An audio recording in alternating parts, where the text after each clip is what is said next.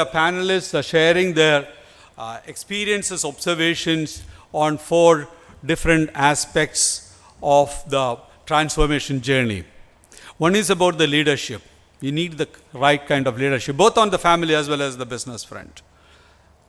The second is clarity about the vision and the strategy. The third is the need for professionalism and professionalization as a journey. And the fourth is the need for shared values, developing the familyness within the organization. And so each of the speakers will be focusing on each of these different themes.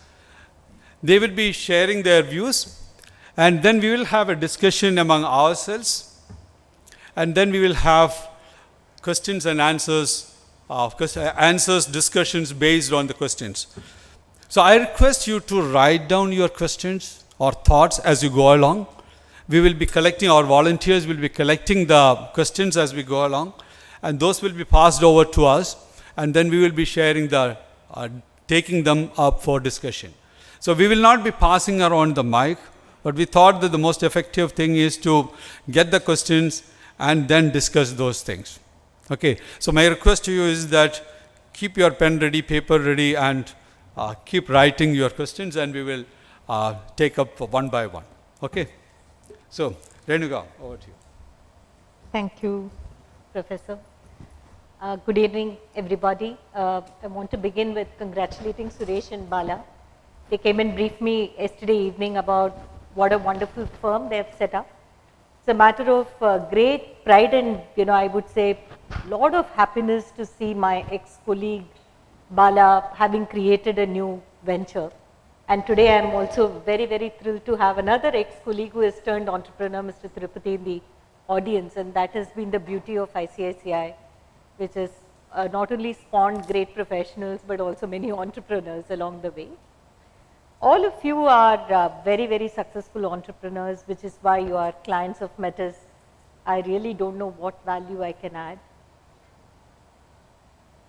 Having been in the investment business in the last over 15 years, I've been very fortunate to see many different types of businesses owned by very different families, and therefore the proximity of seeing what the families go through in terms of decision making with respect to what businesses to follow, who should do what, should we dilute at this point of time, how do we embark on a totally new business, what would it mean if we brought another shareholder or got into a new business, should we consider selling this business, is something that I have seen from very, very close proximity. So I think the best use of my experience would be really in answering questions rather than doing a monologue. I think that one big change that has happened is historically family businesses were asset intensive businesses where people who had access to capital could dream of setting businesses. I think India has made a decisive shift in that. And today, it is people who have access to knowledge, people who can have access to high quality human resources, people who have access to large dreams and ability to commit themselves passionately over long periods of time, create value which is disproportionate compared to the value that was created in the erstwhile corporate India, which was largely an asset intensive, kind of business. The second big change is that today, thanks to access to private capital, we live in an environment of a much higher level playing field. I don't have to be a Tata or a Birla or some big family to be able to create wealth or to be able to be a successful entrepreneur. I need to have a very good idea. I need to have the passion to commit myself to that idea. I need to have the charisma to attract very good talent, and I need to have the wisdom to know that I don't have the answer to everything. I need to find the right answer rather than to impose the answer that I believe is the right answer to my business. If you If a person sets out with this open mindedness, you can build companies which are of extraordinary value. And therefore, this puts pressure on incumbents, because your business models can be challenged, your businesses can become extinct overnight. So, the insulation and the protection that some of the traditional businesses had, because of many things that Professor articulated, that the access to network, access to grooming within the family, reputation, everything which was available to family, which they could pass on from generation to generation, thereby creating their own cliques or cliches of, successful families who alone can own businesses. Today, according to me, it doesn't exist. If it existed, I couldn't have set up multiples. I was absolutely nobody when I was on the street on the day +1 of leaving ICICI. So much so that my father, first day when I left my house, as usual around 9:30, clad like this, he said, "Where are you going today and who's going to meet you?" Right? Because he could not believe that India has changed to the point that if an individual has a vision and the ability to commit to that vision, there is hope, and that challenges incumbents. So, multiples can challenge other incumbents, and in each of your businesses you can have complete surprises by way of newcomers who can come and challenge. In family businesses, there are other obvious challenges in terms of emotion, relationship, all of that, and family wealth tied up into every decision making. So, it is one entanglement, it is a jalebi. When I want to take a decision in a family business, I am thinking about what did this person's father do to my father, and he is after all the elder of the two, and after all he has 2 sons, but I have 2 daughters. It just gets endlessly complex. And in this complex milieu of thoughts that go into the decision making, the business is forgotten.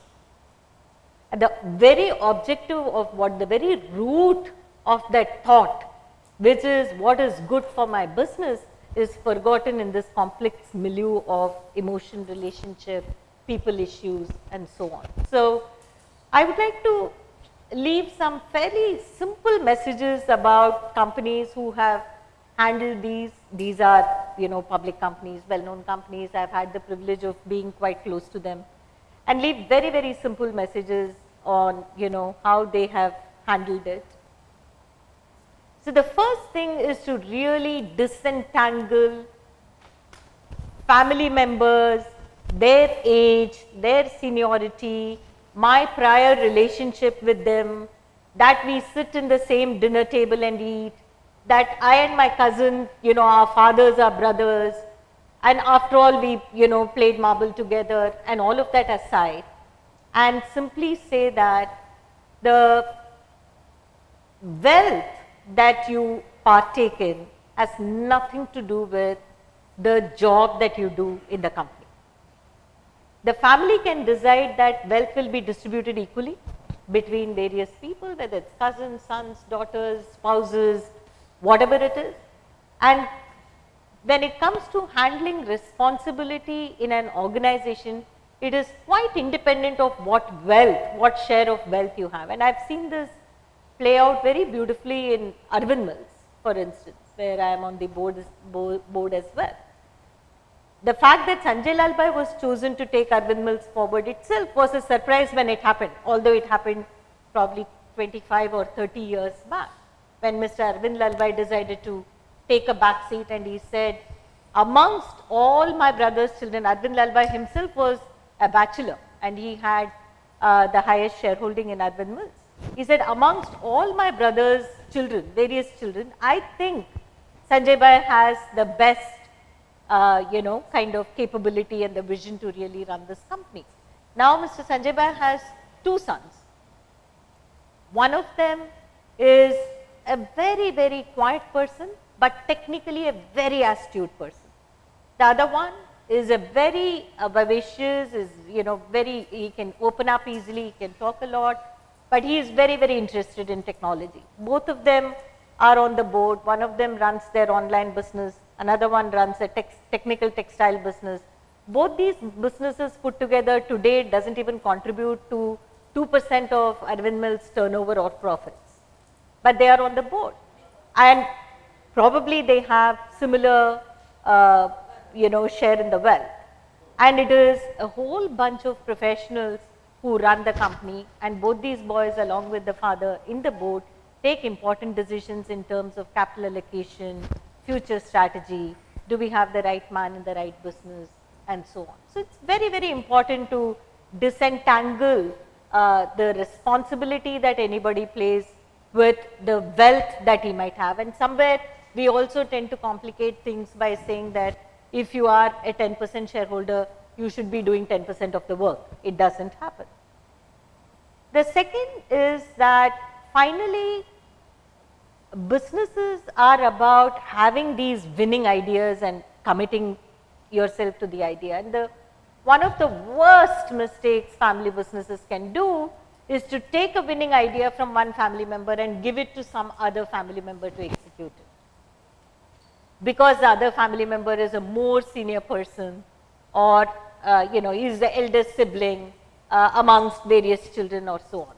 The example here that comes to my mind is Pantaloon. It was Mr. Kishore Biyani's idea to enter organized retailing with his somewhat of a miniature experience with Pantaloon, and he then rallied his entire family around this idea of getting into organized retailing in a big way, going out and taking public money, thereby the family getting diluted, entering so many businesses like Big Bazaar, setting up these Pantaloon shops. And then he also put a very interesting family trust structure as to how family will take money from the business, and he really sorted out with a fairly large number of family members in terms of how everyone pretty much can have a similar lifestyle. Their children's wedding need not be celebrated differently. It's not that Kishore Biyani's daughter's wedding will be top class and somebody else's, children will not have equal access or whatever. But what you do in business is completely a matter of competency. So, it was just Kishore Biyani and Rakesh Biyani, who was his nephew. I don't know whether it was his brother's son or cousin brother's son or whatever. So, it was just the two of them in the family. His brothers had limited role.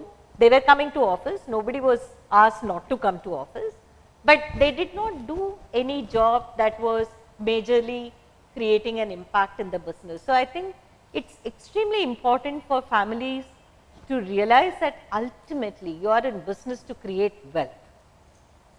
If that was not the objective, why are you wasting your time doing a business? Go to temples, listen to music, read books, have fun. So, since you are primarily in business for creating wealth, and wealth can only be created if you have competent people doing competent job, it's extremely important to sit down with the family and make honest assessment of, do I have the right man doing the right job? And here I would also add that our culture particularly doesn't help, right? I mean, to be perfectly blunt, within families particularly, whenever we have difference of opinion, our best solution is remaining quiet. And somehow we all assume that magically all problems will get solved if you keep all the problems to yourself and remain completely quiet and don't take any decision. That doesn't help. Somewhere we have to get comfortable to talk and have fairly honest, transparent conversation within the family, and maybe take the help of external mentors, to facilitate the conversation and figure out a way of how am I going to create an environment of trust to have this conversation, that to begin with itself my family members don't think that I have come with some personal agenda, and then kind of build on that. That is again very, very important. The third example I would like to give is that, quite often the question is, should family run this business or should I run it with professionals? And somewhere this is seen as an either or. Either families will, my father, my cousins, my children will run this business, or professionals will run this business. To my mind, as India, as corporate India, when we are going through this transition, to be realistic and also to be successful, because I keep telling my investors, they keep asking me that why don't you buy businesses and run them yourself. I truly believe that you need a lot of entrepreneurial energy to create value in a country as complex as India. To my mind, for a long period of time, in most situations, in 9 out of 10 situations, the correct answer is going to be the family along with professionals, and not is it going to be family run or is it going to be professional run. I don't think that's going to be the correct solution. So families have to find a way of how am I going to engage the best talent and bring the best to bear. And the example that comes to me readily to mind is one of our portfolio companies. Again, I am not here to advertise for any of the companies that we are working for. So please, I don't want that misunderstanding.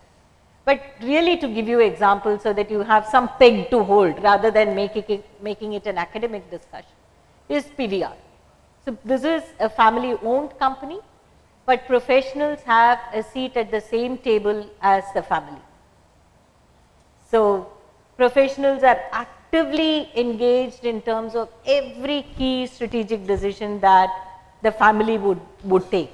And we are private equity investors in the family. The way private equity investors are involved in the decision making in terms of what's the right thing to do for the business, how will we go about achieving it, is again a stellar example of how families can work with professionals. And I have seen this in innumerable companies where families are able to treat professionals as family.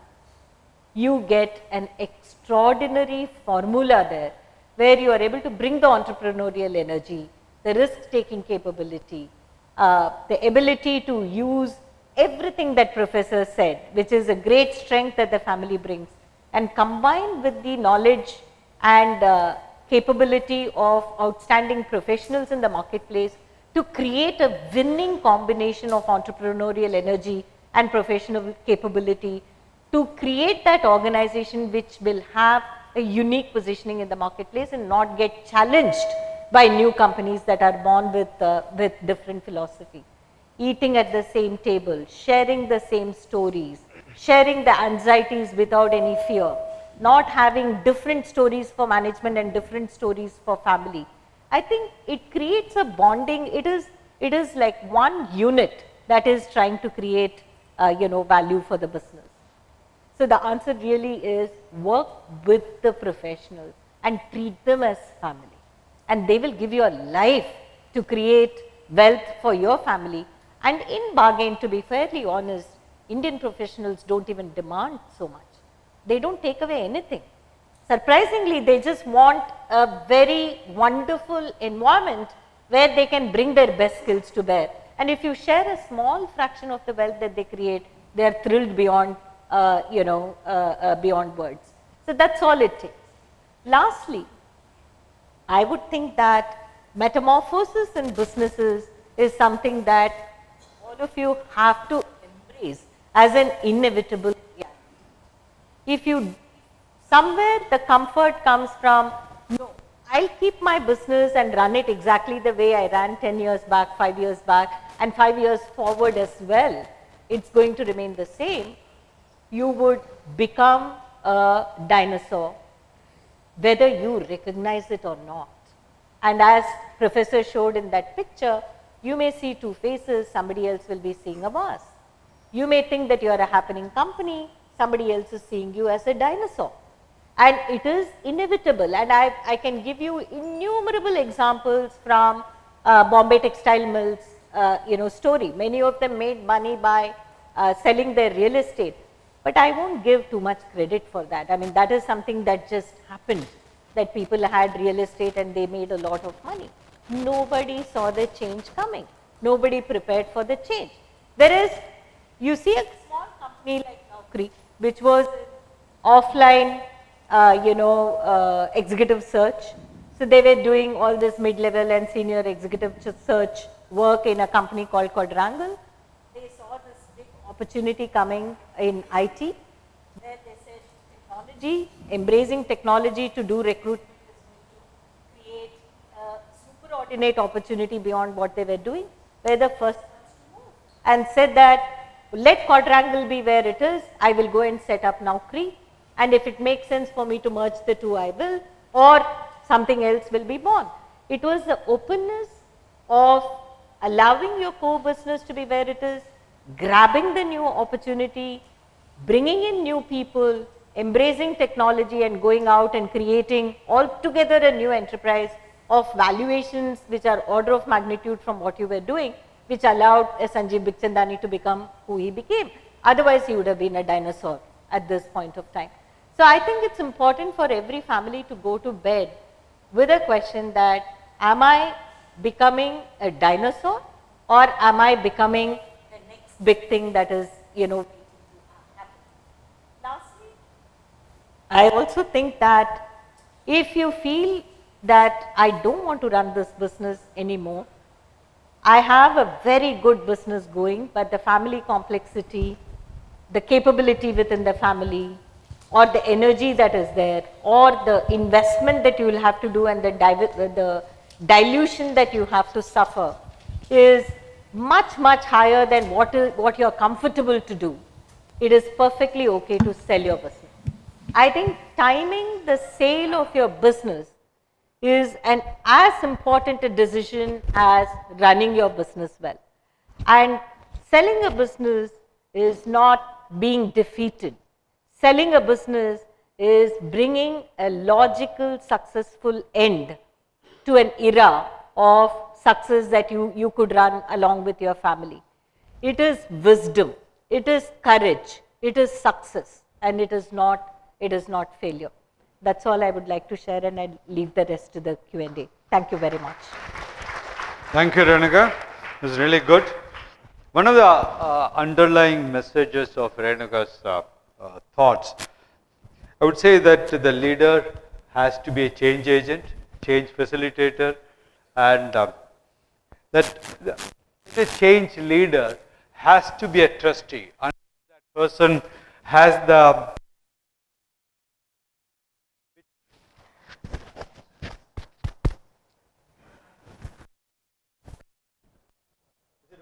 Give him the mic.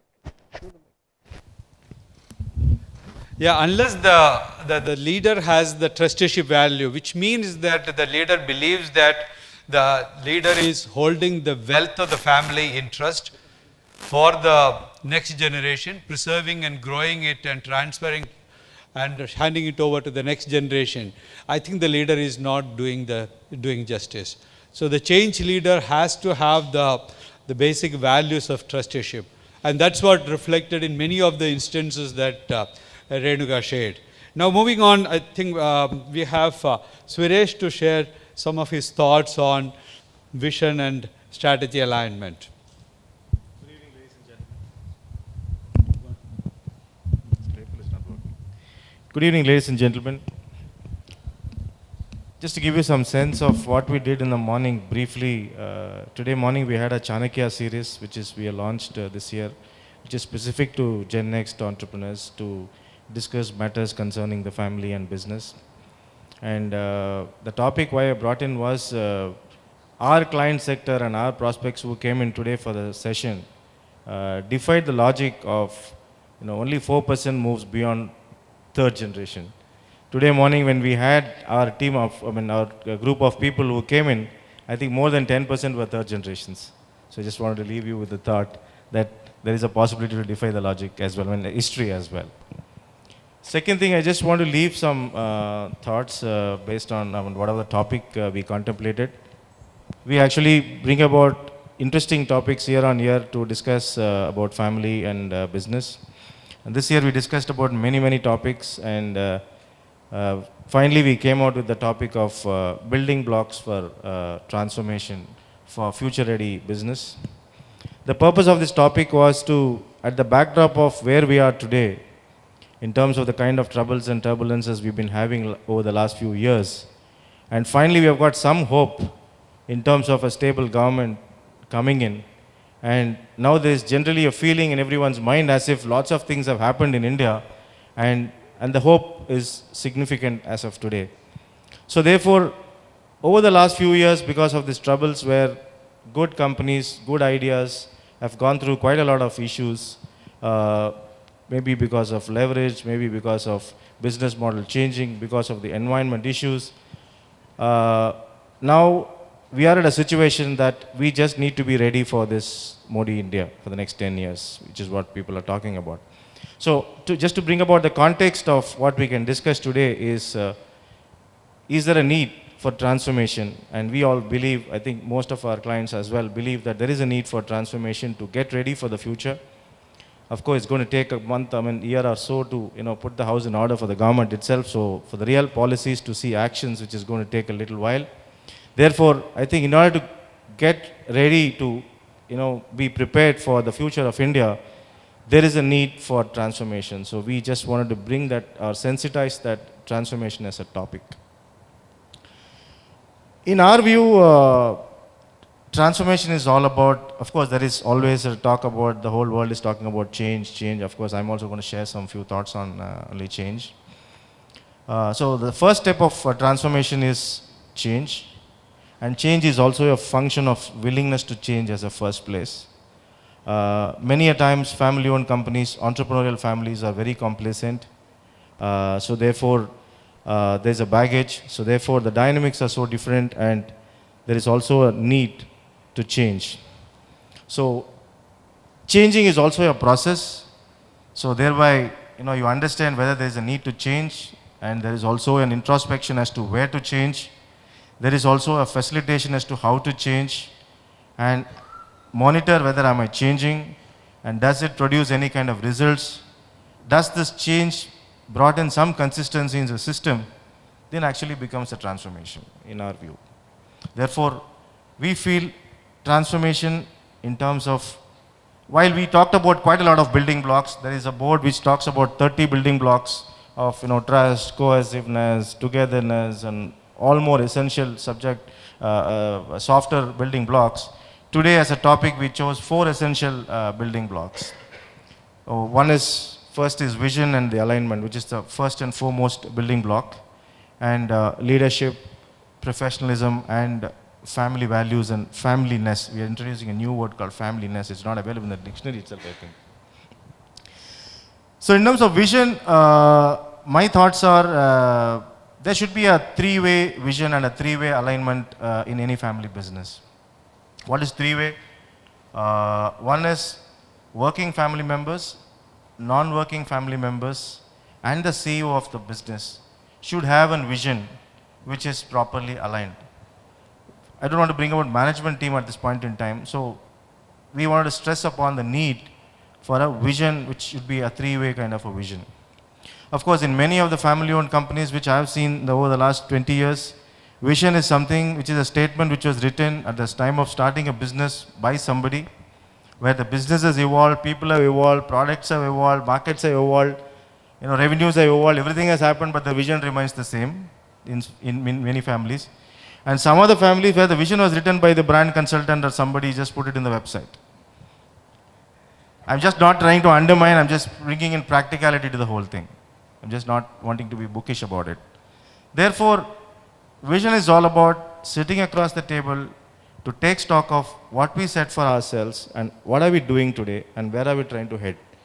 Where are we trying to head as a family, as an individual who is leading the business, and in terms of wealth, in terms of succession, in terms of what you want to leave as a legacy. So in this context, I just wanted to bring, there are 2 sets of families which we have been seeing so long. One is an evolving entrepreneurial family. Another one is a professional family. Of course, it doesn't mean that professionals are not entrepreneurial and entrepreneurs are not professionals. But just to bring in a perspective, the evolving entrepreneurial family's objective is to build business and create wealth. But the professional family is to build institutions and leave a legacy. Of course, everybody's aspiration is to build an entrepreneurial family first, create wealth first, then institutionalize, and eventual end game is to become a professional family. So there is a lot of stark differences between an evolving entrepreneurial family and the professional families.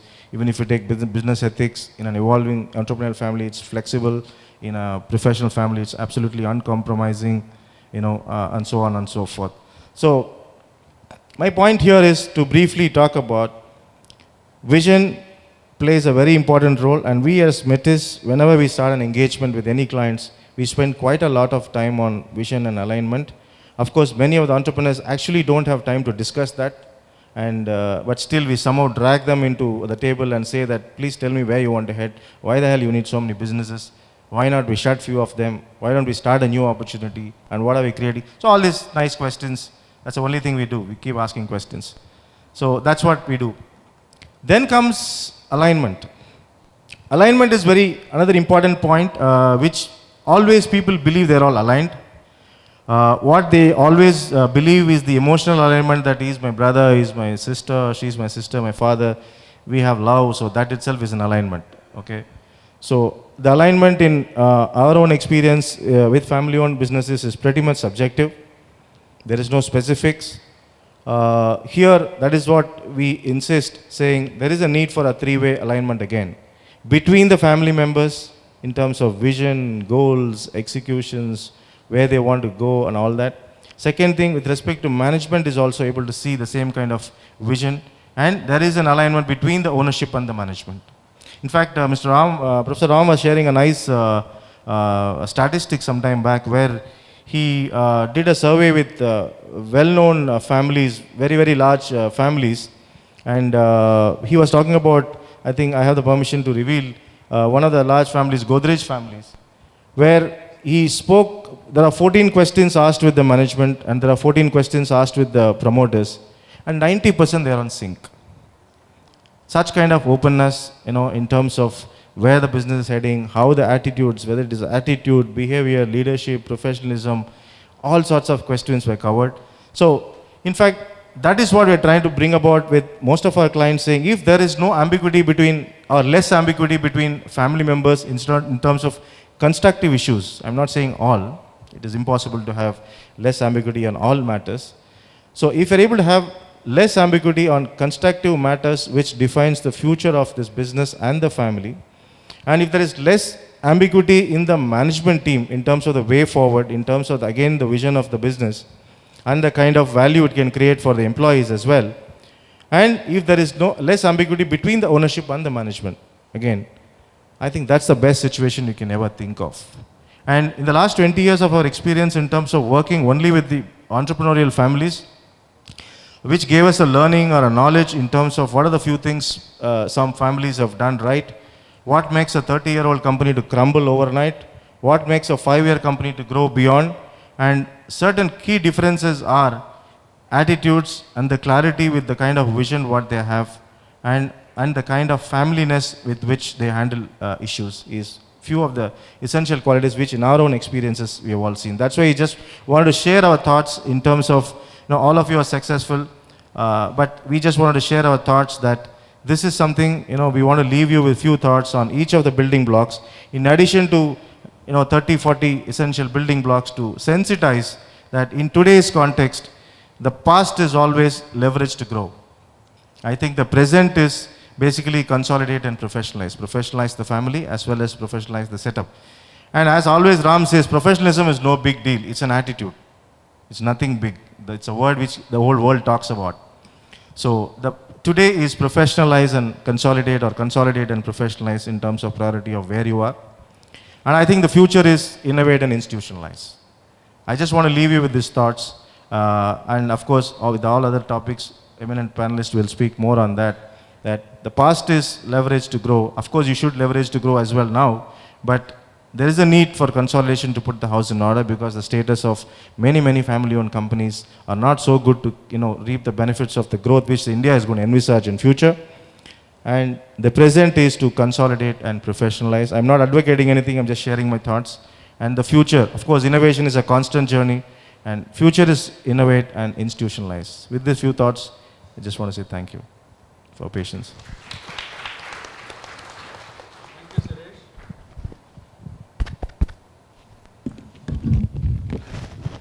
Suresh. Thank you, Suresh, for the valuable inputs. I think that the running theme has been the alignment across, alignment vertically, horizontally, and that's possible only if there is huge clarity in terms of communication and sharing of thoughts.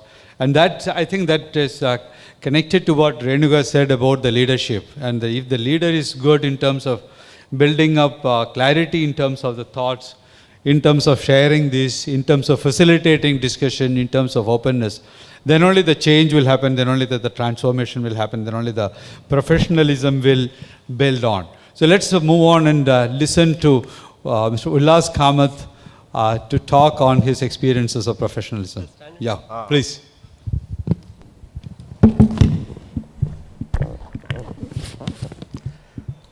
Good evening, friends.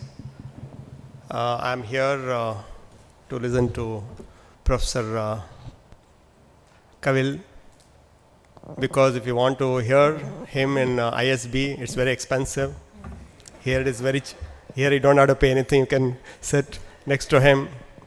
And Renuka Ramanath, one of the finest investment banker country has produced, and one of the 50 powerful women in the country. So who misses that opportunity to share the dais with them? So my job here today to tell you that whatever you are discussing, most of them are irrelevant. Most of them are irrelevant. Every business, whether it's family or non-family, has the same problem.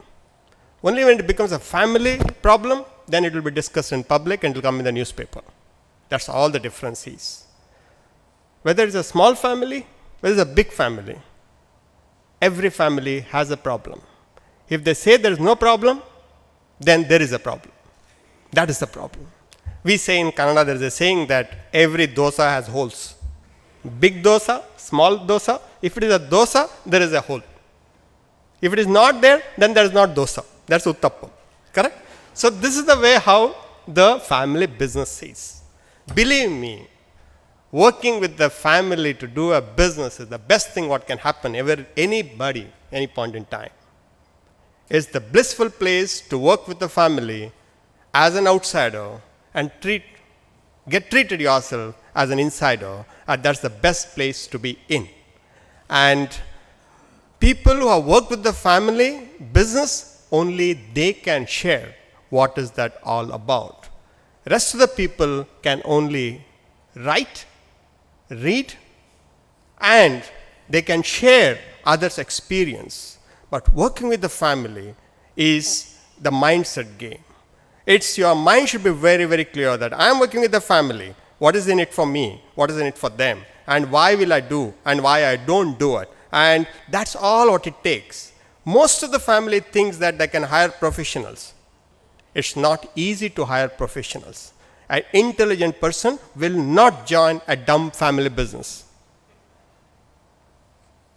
An intelligent professional will not join a dumb family business, wherein the son is a management trainee, come in E-class.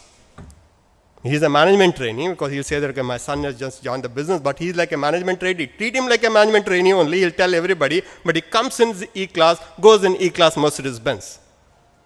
That's not the way how a professional work.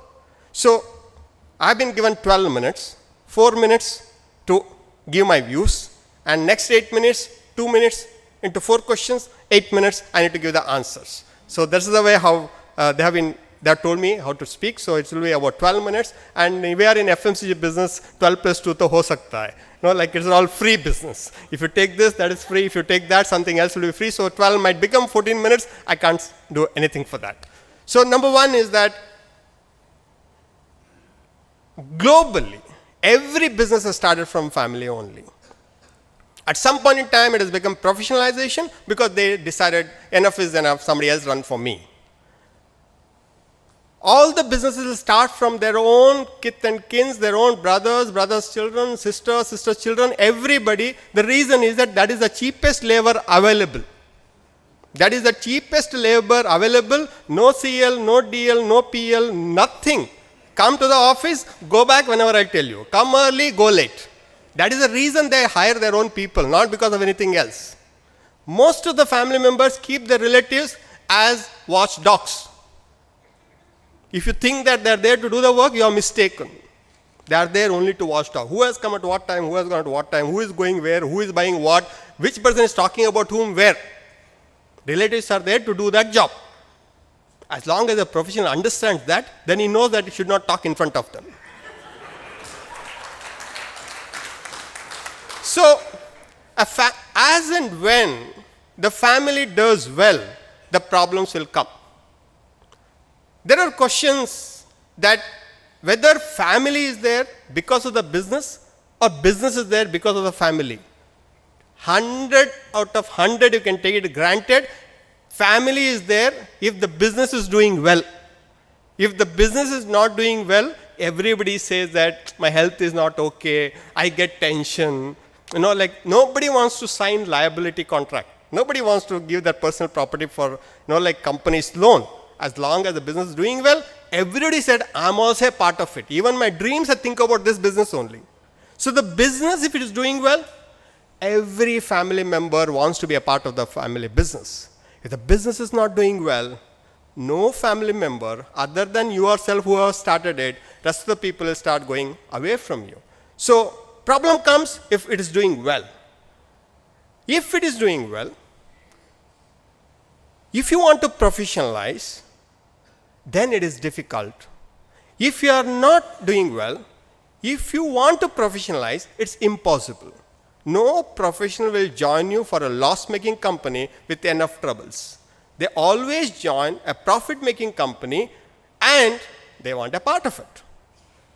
Definitely they want a part of it. Today's cost of professional management, if my understanding and with my understanding of my friends like me who are working in many family managed organizations, it costs you 10% of your profit. Not easy to share. And family, when it comes to the children, everybody thinks that their children are useless. At least inside home they talk like that. Outside they say that he is the person who will take it to the next 10 generations. Inside home, in front of wife, we'll say that this fellow don't know anything about the value. He don't know value of the money. You know how we used to struggle? This fellow, what he knows about it? This is the way how they start talking when the child is born only. From then they start telling him that he is useless and useless and useless. He don't know anything about the money. He don't know value of the money. You only give him the money. He has done his OPM from Harvard. What is the use? He has done this AMP from Wharton's. What is the use? What is the use? Means there's no use in all those institutions. There's no use. People have come. Dropouts have done much better than the drop-ins. Correct? All over the world. People who have started from garage, they are much better than the people who have started from a multi-story building. This is the way how the business is. So the children, I'm telling you that please tell your children they are the best in the world. Inside the house also and outside the house also. At least he'll become better than yesterday. And you people always, family people, will always trust outsider than the insider. No. Because he's been working with me for the last 20 years. I know about him. Don't worry about it. They will not believe a child born to that family. They think that no, he doesn't know anything about the business. So business breaks because of this. The children think that my father don't have confidence in my ability to do. Then why should I work? I won't work. But as soon as they go outside the house, everybody says that he is so-and-so's son. He is the person who is the next MD of the company. Then they want to become the next MD of the company. So that's the confusion is created by us and not by the children. I give full marks to the children. And children are far superior than you. Children are far informed than you. Children knows the world much better than you. How many of you know the Google world? And they know the Google world. Before you say, you know what happened? They'll always say, no, it has not happened. So, professionalization has to start in your business from yesterday. Children had to take the leadership. Corporate governance, whether you have children, whether you don't have children, whether they are on the board, not on the board, still you can have a corporate governance. My advice, I always say that, best way to transform the business is by getting married to private equity. At the early stage. I'm not saying that Renuka Ramanath is here or Subbu is there. It's just because that is the least cost transformation. They come in, they give you the money also, they sit in your board also, they teach you also, and they make their 10-15% 3 multiple. But they can't do only their 10-15% 3 multiple. Your remaining 85% also will become 3 multiple, maybe more than that. So in Jyoti, it's investment of 5,000 rupees in 1984. That is the only money what the promoter has brought in, and a wonderful product like Ujala fabric whitener, and Ayana Ujala Charbunda Wala. It is the one which whole country knows about it. And from there, when we were 80 crore company with 20 crore profit, we diluted 10% for 150 crore valuation, and Subbu invested 15 crore. And they realized when they invested 15 crore, I had an FD of 20 crore. When they invested 15 crore, we had an FD of 20 crore. The questions were asked that why did you raise the money? I said to make my FD 35 crore. So I have 20, you are 15, now you sit on my board. And they wanted 1 seat, I gave them 2 seats. He and his friend, colleague Rahul Basin. That is transformation for us. When they sat on our board, when they start talking to us, when they start telling us what we should want, what we should do, they brought in E&Y, they brought in KPMG, they brought in the Amarchand Mangaldas, they brought in the best of the lawyers, best of the people, and everything was free. Everything was free. It's all private equity context. This is an entrepreneur-driven company that we should work like that. Then the second round, we went to Actis, we went to CLSA, and the third round, we went to ICICI London, I went to ICICI Toronto, everybody invested money, and then these are all the managers, somewhere we need to exit. So we gave them exit through public issue. So we became public by default. We became public because default, so 4 shareholders was replaced by 45,000 shareholders in a public issue. So you become public, then you are public. Once you are a public, then every quarter you get that. What is the number? What is the growth? What is the CAGR growth? And when public start asking, it is like somebody chasing you from behind. You keep running and running and running. Now, quarter on quarter you need to grow, year on year you need to grow. Then doesn't matter whether you're in a family business or a non-family business, somebody is chasing you. Everybody has to run. Whether you're a family member, no family member, everything is on a quarter on basis. Today we are on a weekly basis number. We release hours internally, we release the numbers on every Saturday. Internally to see whether we are on track. Who has the time to talk to the family here? Which family has the time to talk on weekly numbers? This is the way how the company can grow. Family, recruit them at an appropriate age. Before that, see whether they're interested in the business when they're 15, 16. There is a time you should involve them in the business discussion. If they have interest, send them good education. Whether in India, abroad, send them for good education. Thereafter, when they come back after education, 2 years, you send them to E&Y, KPMG, PwC. 2 years if they work, rest of their life they don't have to work. That is the way how they get the work done from people. E&Y, PwC, KPMG, all my friends are here. 8 o'clock in the morning, 12 o'clock they'll leave you in the night. By the time they come home, no time, they sleep. No discussion only. Again get up, go to E&Y. And we made all our children to work in such kind of big offices. They're extremely happy. After 2 years, when they come to the office as a management trainee, make sure they report to the professionals. Make sure they go from a management trainee to the middle management, to the management over a period of 10 years. Appropriate age to run a company is around 40 in Indian context, so that you can take it to the next generation. Because here people get married early, so they'll have children early. So you can only pass on when they are 40s, and then 25 years they run. So in Jyoti's context, this is what exactly what you have done, and there is no magic other than this. It's just private equity, public, then acquisition, then inorganic growth, then the merger, then bring in the management team, a fantastic management team, to acquire Henkel. I took 2 months to acquire Henkel, paying 785 crore. To get the new CEO for Jyoti, Mr. Raghunandan, one of the finest CEO whom we can find in the country, one of the finest CEO in FMCG, Raghunandan, who is heading our company now as a CEO, he took 9 months to say yes.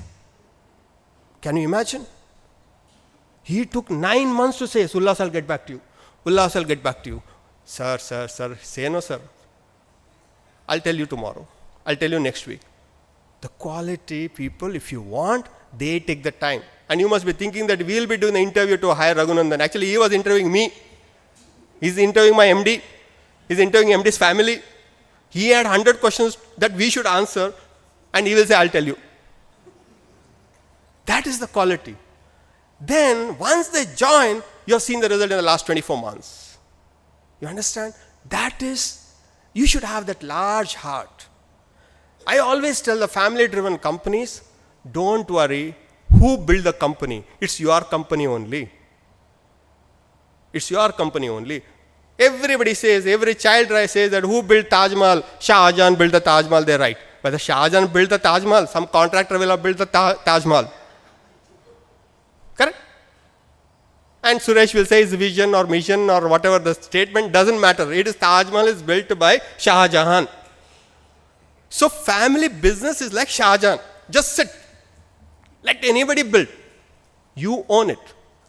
For a professional, I tell them that you are a tenant, enjoy the property. Property is owned by the owner. That is the family. Doesn't make any difference. Only the property papers makes a difference. How does it matter who owns it, Hayat, as long as you stay in the hotel? Correct? It is as simple as that. Temple and the priest. I say that the family managed business is like a temple. Professionals like us, we are like priests. People will give us the respect to see the God, not to see us. But we'll get carried away. Oh, the people are coming, like I can, no, nothing. The moment some other priest comes, the respect will go to him. They come there to see the God. That's the family managed business. So it is very easy to run. It's beautiful to work with the children. If you can't manage your own children, take it from me, you cannot manage your business also. I'm talking from simple common sense. You can't manage your children whom you have seen for the last 25 years, and you are trying to say that I'll manage a professional whom you don't know at all. Is it possible? Impossible. Professionals are the people, if they get hurt, they send email that I will move on.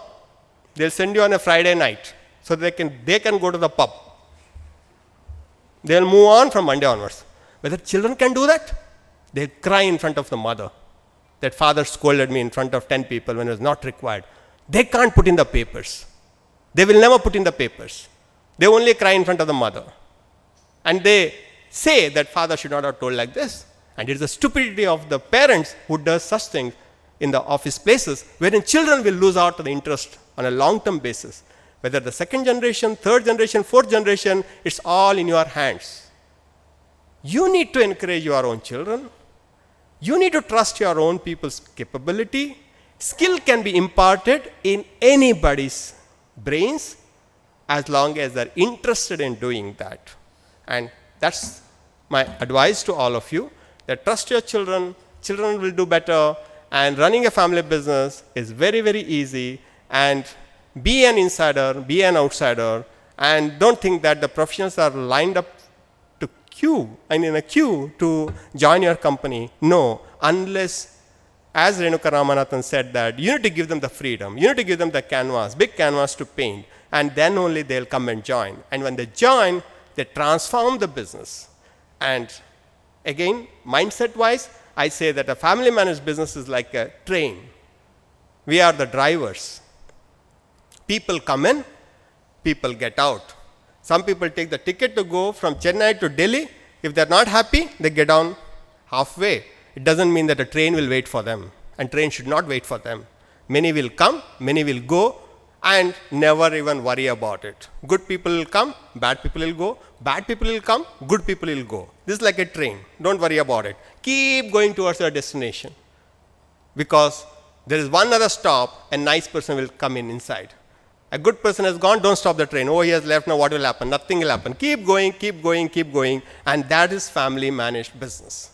Wonderful to work with. And all of you represent families, and the businesses encourage your children, give them an opportunity to prove that they are better than you. And in public, in private, admire them and encourage them and give the confidence in them, and they'll never make mistake. As if you are not made mistake.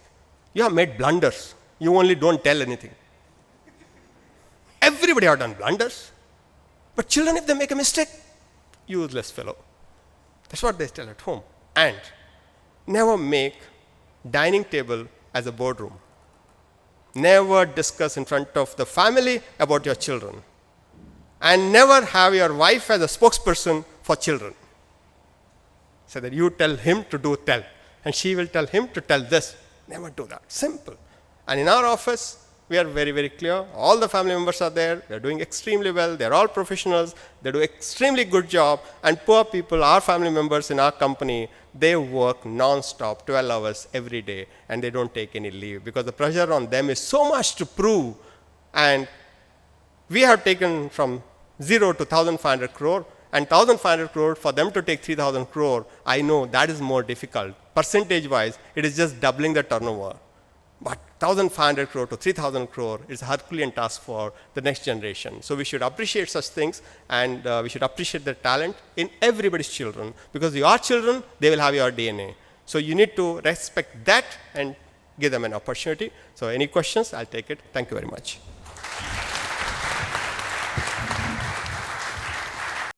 Thank you, Ullas, for this very valuable, candid views, supporting professionalization and professionals. And I mean, to me, there were a couple of very interesting takeaways. I think one of the key points was that the ownership is not a right to run the business. Ownership is more of a responsibility. And owners need not be the managers, because as the organization changes, you have to have the right mix of capabilities coming in. And one should be clear and capable of taking that kind of a decision. I think that's the sort of an underlying message. Thank you very much. But all these things are not possible unless that kind of a shared values are there. So we will listen to Mr. Tatwamasi Dixit on these points. Very good evening to all of you. Thanks to Suresh and Bala for inviting me here to share some thoughts. I'm going to share some thoughts in the field of familyness as to what is this, why it is important, and do we need to do this. I have put together a small presentation. Family business is a great opportunity, as Professor shared in the beginning. Very few people realize that it's a great blessing to be born in a family business, and that membership is a great blessing. And one can view the family business either whether it is a half glass empty or half glass full. Many people feel that I am stuck here, but people who view this as a great opportunity, they can do wonders with it. As part of these 4 pillars, we heard the importance of vision, we heard about the professionalization, we heard about the leadership, and the 4th pillar, one of the important pillars is familyness. And what is this familyness is all about? So what is familyness? Where families are able to nurture, energize the business, because when we say family business, the first word comes as family business. And the nurturing is only possible if there is an alignment in the vision. If people don't have an alignment in the vision between the non-working family members and the working family members and the professionals, it's not possible to create a familyness. And there are 2 kinds of vision possible at a larger level in family business. You take a custodian model or you build a partnership model. The partnership model is one where you are focusing on the current generation, and the custodian model is where you want to perpetuate the business from generation to generation. And there are very few families who take a custodianship view, and it's very important once they take that view as to why to create this family nest? Because you can institutionalize the business. If you want to run a business which can perpetuate from generation to generation, it's necessary to institutionalize. And to institutionalize, it's only possible if you can professionalize the family business. Hiring the professionals does not mean that it's professionally run business. Unless the family managers, the owners, transform their orientation and say, we are going to act like professionals first, and bring in that value into the business and say that we are not going to behave like an owner and treat my managers like servant. Once upon a time, the orientation in India, it is still a very hierarchical society. Once upon a time, it was even more hierarchical. The professionals were treated like workers. It was a master-servant relationship. Now it is transformed. You cannot hire a senior professional unless you are ready to view them as peers. Unless you are ready to give them that respect, they won't come and join you. As Mr. Ullas said, they interview you more than you are interviewing them, if he is a smart professional. So always remember that. So it is, if you want to build an institution and transition from profit orientation to a triple bottom line.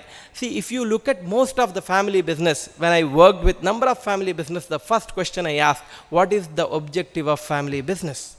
And why are you building this? And I was very happy to notice people who have, the families who have evolved from generation to generation, they don't refer profit as the first motto. They go beyond that and say, we are building this family business for our next generation.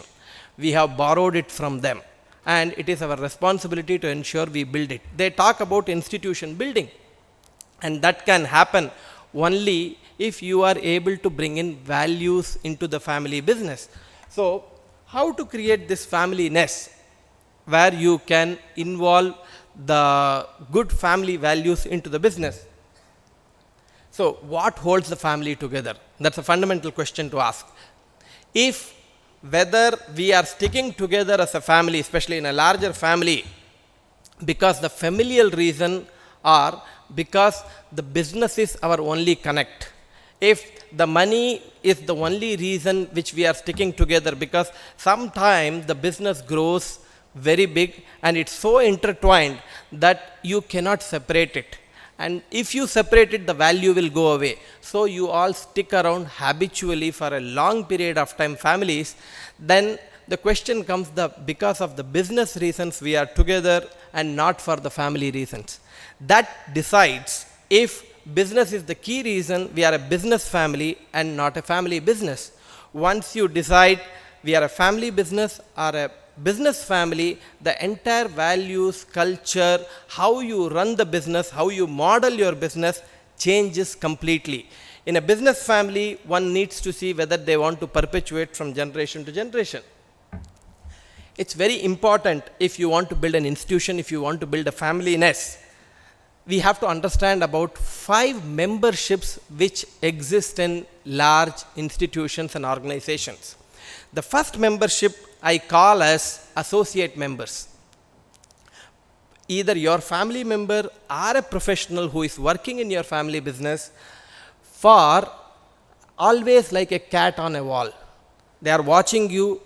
They may not be, some people come in the beginning, they are watching you, but they are not committing to it. So they are called associate members. And in some organizations we find, for after many years also, there are some professionals who are still not committing. They are always an associate member, even though they would have raised to the rank of president, vice president, whichever rank. So one needs to be watchful of that. The second membership is called professional membership, where they are committed to the roles and deliverables. They focus in that area. Then the third membership is institutional membership, where they are ready to commit to the organization's vision, mission, values. They are ready to go up and down along with the promoters, along with the family members. If something happens to family business, they won't jump out. The professional members, on the contrary, if things go really bad, they may jump out.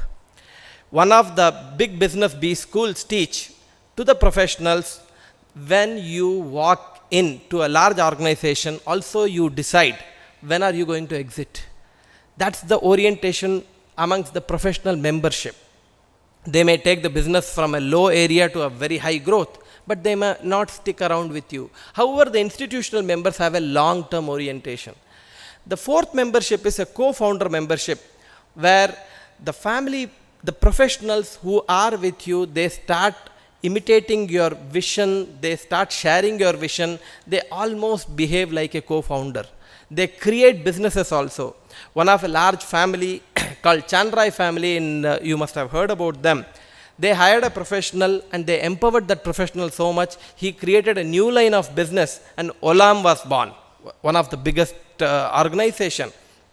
It's very much possible to create co-founders if the family-ness is being indoctrinated in them. And the last is the founder membership.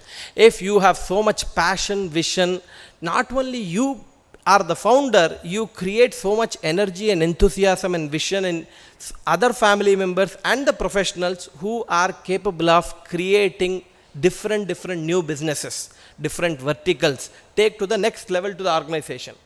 So as we speak about these 5 memberships, it is also necessary to find out what is the culture of the family in terms of the contracts. There are 3 kinds of contracts exist in family business. Also in other areas. First one is called economic contract. The second is called professional contract. The third one is called psychological contract. The first is economic contract, where the money is the key driver. How much am I going to get? How much am I going to be compensated? What is going to ultimately, what is going to be my ESOP? What is the valuation? What is the numbers? That's the core focus and orientation. Of course, money is important in everything. Once you move to the professional contract, people talk about what is the role? What is the meat I have? Is this role worthy for me? Do I want to take up this role? Whether a family member or a non-family member. And always the capable people will always focus in the area of professional contract. And the third one is the psychological contract, where the family members are ready to extend the emotional warmth, willingness and familyness to all the professionals, where they are ready to create a psychological bond. Many professionals you will find, they are ready to stick with you because of the psychological contract.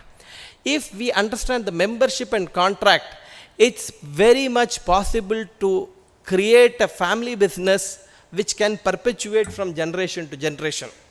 That leaves us with few possibilities. How do you create a familyness? Number 1, if your family is in a mess, there is no familyness.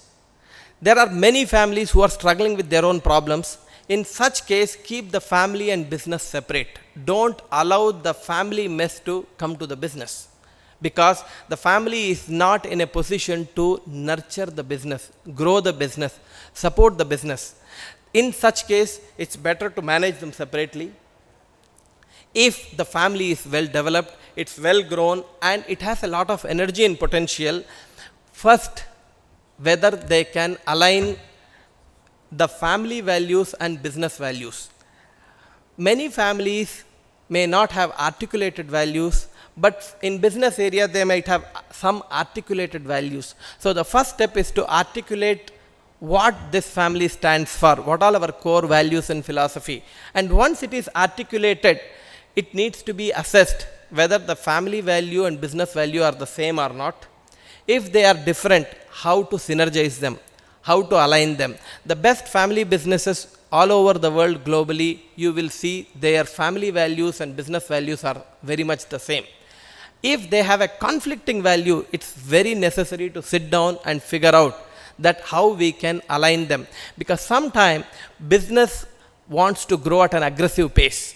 They may say entrepreneurship and risk is our value. And in the family, they will say that, look, the family togetherness, I want my husband to come back home. I don't want all the time him to run around. My children don't have their father next to them. So we want to grow at a much lower pace. We want the family togetherness and spend more time with the family. Then the conflicting values can pull each other. So once one has an aligned value system, it's possible to figure out, how you can bring the family and business together. Slowly, Is your family ready to nurture the business? Once it's ready to nurture the business, slowly bring them together. They start supporting the business. They start giving energy to the business. Once it grows even better, gets strengthened, you can bring them even closer. You can merge them together. If that there are 7 steps you can take to build the familyness in a business. The first one is V orientation. That with the professionals, the old system, hierarchical model is I and you. That should go away and we-ness should start coming in. The moment the we culture prevails, the familyness starts coming into the system. The second is gun for a psychological contract, which will promote the institutional membership, co-founder membership. And that can happen only if there is no ego between them, they are ready to share their thoughts. Empowerment. Empower the next generation family members, empower the professionals as much as possible. Allowing them to make mistakes is very much important. Otherwise, they won't learn. A learning organization always focuses on empowerment in a very structured way. Look at an inclusive growth. Organization starting from money, how I can share my wealth with my professionals, how in what way I can help them also to grow. Psychologically, financially, otherwise. The moment this inclusive growth within the family also, if the father is controlling the purse, the next generation, their need for wealth, they have to always go back to their father asking for money. That's not an inclusive growth within the family. Many families still want to control the money as a key way to control their children. That's not an inclusive growth within the family. Create a system where every single family member and a professional have an opportunity to feel the financial freedom. Next is appreciative culture. Bring in a culture of appreciation to family member and also to professionals. Organizations who have brought in an appreciative culture, they have been able to grow much better. Personal touch. We should know everything about every single employee of the organization. One of the organization where I work very closely, I'm an independent director on their board. The chairman tells the children, the next generation members, to remember every single name. There are 10,000 employees in that organization. It's very important to know their name personally, understand them personally, relate to them at an equal level, where you are able to have a personal connect with each one of them. Next is familial engagement. Participate in their family engagements and bring them to your family in every single, as every opportunity presents itself. Don't keep them as a separate, treat them as a separate entity. More the familial engagement, more the possibility of creating a familyness in the organization.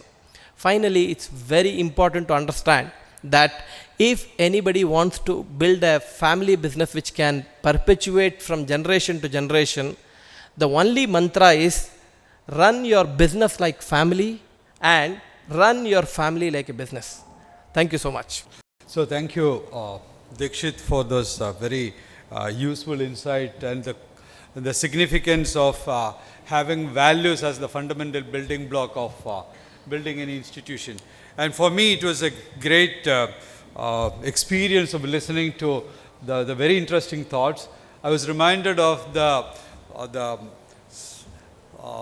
work on In Search of Excellence and the building great institutions, and some of the building blocks of great institutions are the clarity in terms of the vision, values, structure, systems, processes, as well as the alignment among the various human resources within the organization and all the stakeholders.